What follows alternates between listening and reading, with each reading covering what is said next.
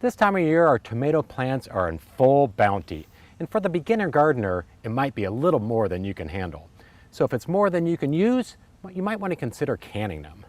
The OSU Extension website is a great information hub for any canning information and which tomatoes offer the best results. The OSU Extension Service recommends that you want to pick ripe tomatoes or just a little underripe for your canning.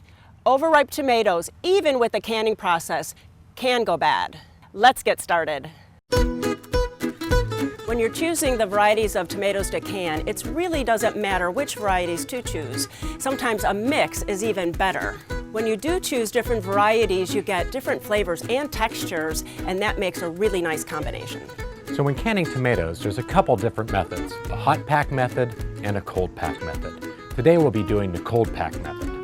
And before we start, we'll want to make sure we have all of our supplies ready. Our lids, our jars, and our rings. You also want to make sure you wash and sterilize the jars. You also want to make sure that you inspect the rings for rust. You don't want to have any rust on those rings. Make sure that you use fresh lids. You don't want to use any lids that have been used before. You want to make sure that you sterilize the rings and the lids in boiling water according to directions.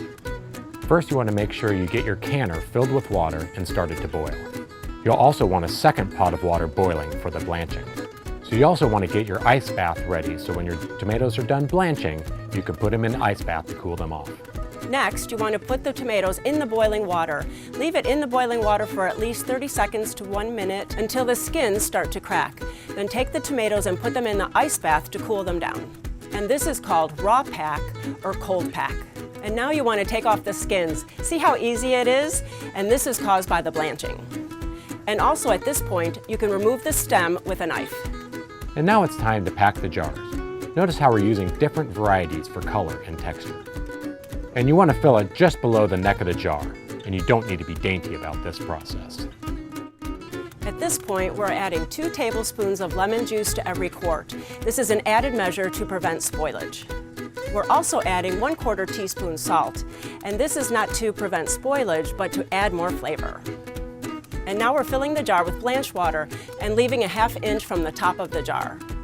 And now take a spatula and run it on the inside of the jar to release any air bubbles. And now clean off the top of the jar so the lid seals properly. Now you place the lid and the ring on top of the jar and hand tighten it.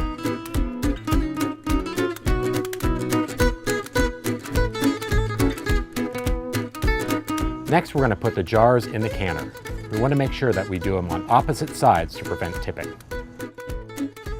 When the canner is full, lower the jars into the boiling water, leaving an inch of water above the top of the jar. The boiling water isn't just for sealing the jars, but it's also to help cook the tomatoes. Next, put the lid on and set your timer for 45 minutes. After 45 minutes, remove the jars from the water and let them cool. You'll actually hear a pop and you'll know that the lids have sealed. After canning, make sure you remove the metal ring from the top to prevent rusting. This means you can use it again next time. And also, use a Sharpie to put the date on the top of the jar. The tomatoes will last at least 1 year.